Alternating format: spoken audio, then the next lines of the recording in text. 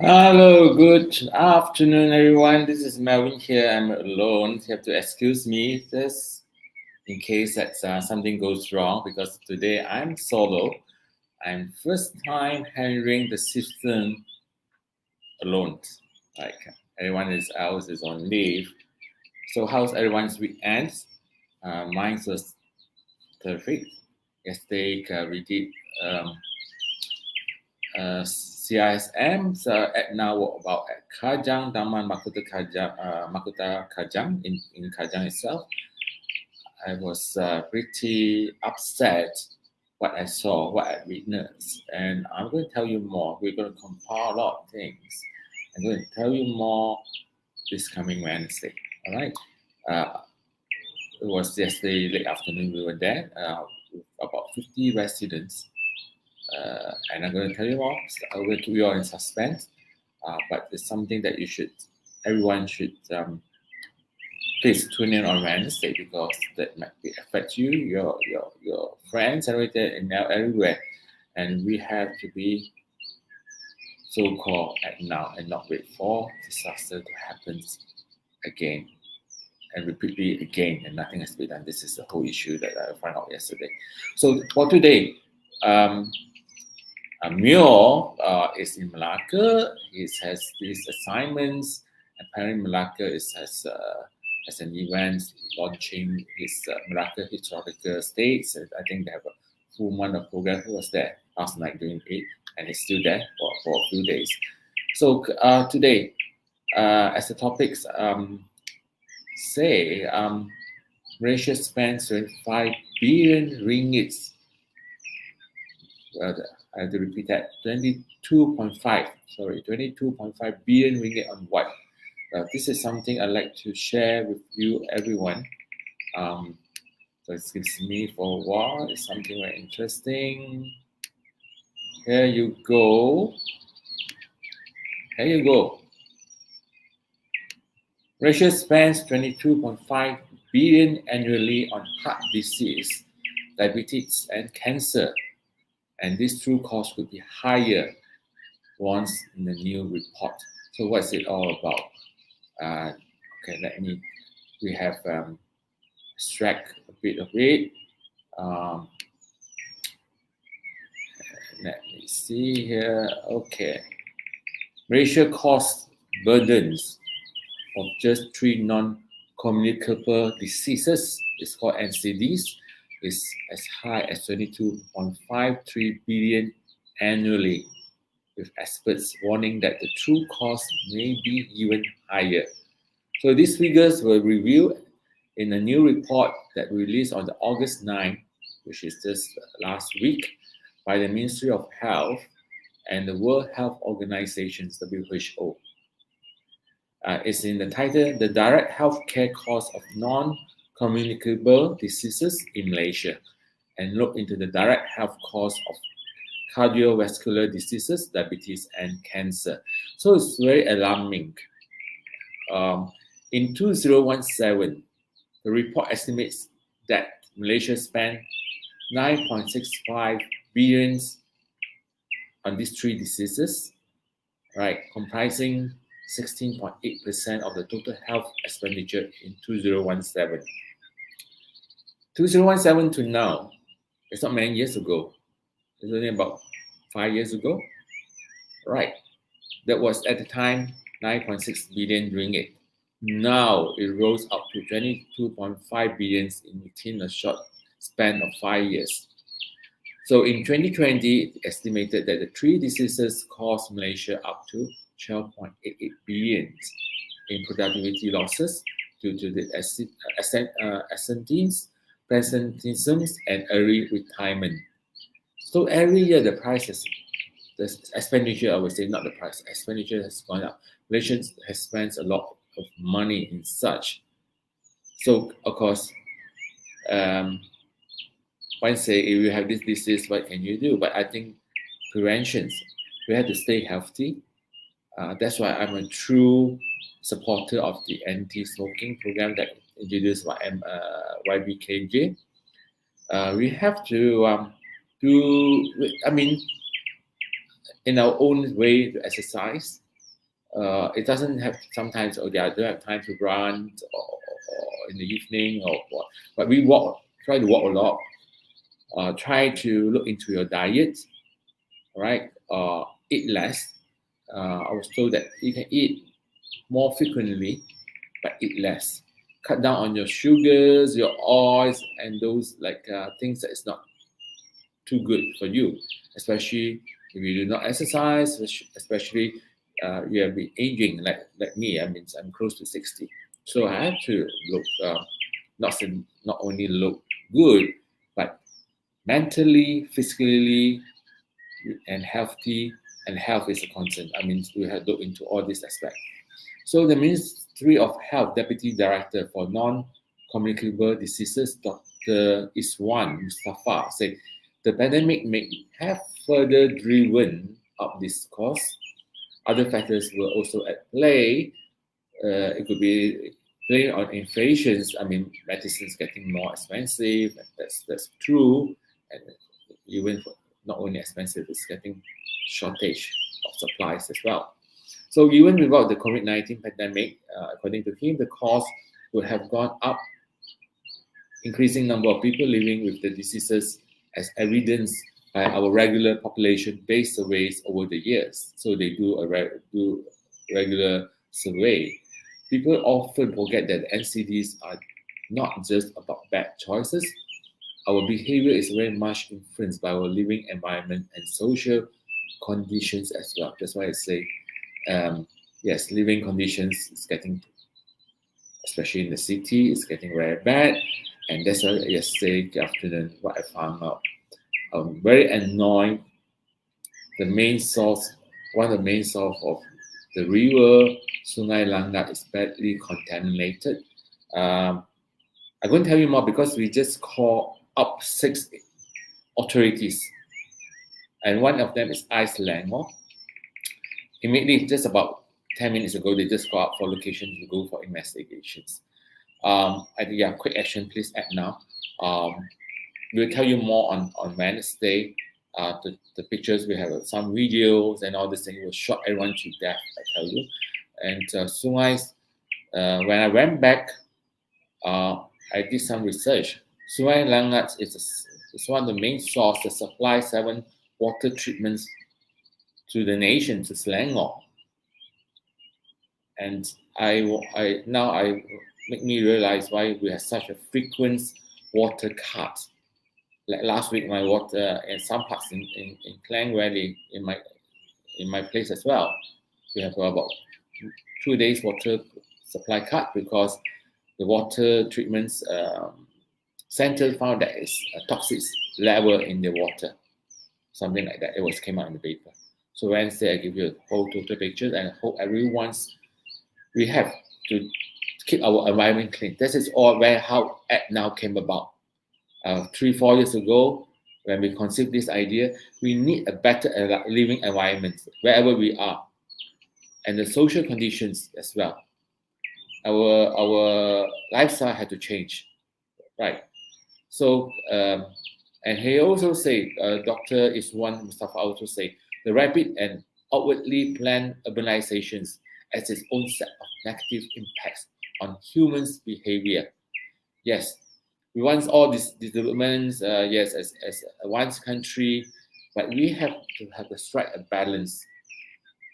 I hope you all believe in what I say. We have to strike a balance between developments and social welfare and the environments that we live in too.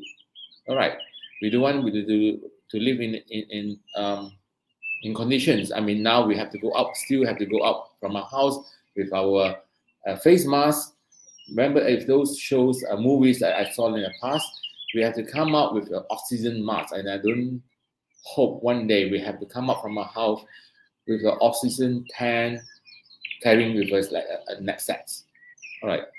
And also the Health Director General, Dato Sri Dr. Noor Hisham Abdullah, say as nation ages, more people will be living with NCDs in long term. Yes, Malaysia has aged populations, so we have to take note this seriously in years to come. like me, every year I'll be contributing to the burden of the nations, spending more, investing on old folks because of the health conditions and all these issues. So Malaysia is expected to be aged nation by 2030. There's not many years. We are 2022, 8 years more, where people of the age of 65 comprise of over 14% of the populations. Now, age is a graceful process, right? We do not age means that probably we are not around. We are dead, either in the aunt or buried underground. But when we age, that's facts of life. We should age gracefully. We should maintain our healthy lifestyles. More to say, look into lifestyles when we age, right? We are not as young as those days when you're 20, 30s, where your body is still strong. Now, when we age, we have to combat internally our aging process. We have to always tell ourselves, think positively. A mental strength. I think we have to have a very strong mental strength to combat that. So this demographic change means that the health and economic burdens of NCDs may increase. Yes. 2017 is 9.6 billion ringgit spent. 5 years later is 25.2. Right, 25.2. That's what it says. 22.5. 2030, it might rose up to 40 billion ringgit expenditure. So it's quite an alarming, so-called a very alarm issue that we have to take note, right? So this is our first articles that we share. Now, so the next one is something also to do with environments, something to do that what I have. Me and a lot of people, about 60 of us in total with the media, has experienced. And what is this? All right, let me share. Give me a moment. This is about landslide risk warning system to be installed. Well, not really landslide I witnessed, but it might have a landslide in the area that I went to yesterday. It's very serious. So what is this about landslide? So it was extracted in Malaysia, Kini. I say the topic is title is called landslide risk warning system to be installed at 20 forest park. Yes, the forestry department will install early warning system at 20 forest eco parks at risk of landslide and water surges due to the uncertain weather condition this year. Is this true? I share this with the resident rather share this with me. He said, where we were yesterday, he said, we might have a good weather, but you see the river level, the water level could see the increasing alarming fast because the upstreams, there might be heavy rains and they flow downstreams. And it says, and most of the residents averagely stay about 30 years there. So that's a group of residents aged 70s above with yesterday with us, staying there for 30 over years. They say now the water sustains in the area when it floods longer than it used to be. And imagine if you live in an area that's flooded 10 times in 24 months for the last 2 years, wouldn't you fear? And they were so desperate. I was there punching back actually yesterday, but I'm glad that they let go. The hot air inside. They say something, why are you here so late? It's like, there's one madam say, why are you here so late? Of course, I try to cool down and say, we are pretty new at now. We started just right before the first lockdown. So this year, luckily, in April, we entered endemic, and that's where our activities actually every 2 weeks we have a committee. We want more. If everyone of you hear this, please call us. If you want to some issues in your committee you can solve, and with the collaborations with CISM, let's take us where more aggressively. We're to other states as well. So back to this landslide warning systems. So where is it going to install? The Department General Engineer Muhammad Rizal Awan said the department will install a system costing 3.2 million beginning next month. It means in September, while the rest will be installed by the end of the year. The place will be at Lada Iskandar Forest Eco Park, Perak, Klendang Sion Forest Eco Park, Perak, Sungai Tua Forest Eco Park, Selangor, and Sungai Padang Forest Eco Park, Pahang. This is the first first 8. The system will be installed at strategic locations in areas at risk to water surges and will issue a warning sirens when such incidents occur. The sirens will warn visitors, increasing their chances of survival and give them time to get out of high-risk areas. Can I suggest something to this Director General, Engineer Muhammad Rizal, as this installed in Bading Kedah as well, because I think barely a month to have 2 floods and cost 3 lives. They needed more there. Bading has been some, I would say, badly cursed lately. Hope things will be improved for the sake of the residents community there. So the department will also work with other agencies under the Energy and Natural Resources Ministry to identify other locations beside Forest Eco Park to install this system. Yes, please. For the cases yesterday, we broke the record. We actually report to 6 authorities or agencies. Let me. All right. Yes, I say the what about yesterday? There's not many reports that we make officially. I think there's only 3 or 4 reports we make, but on the same subject, because we were having this dialogue with the 50 over residents. As I said, I was there punching back, but I was happy there to be punched because it gave me more motivations, and it gave me more to understand that the communities, a lot of community out there is actually suffering in silence. They try to voice out, but they were rejected. They were denied help. That is the most saddening part.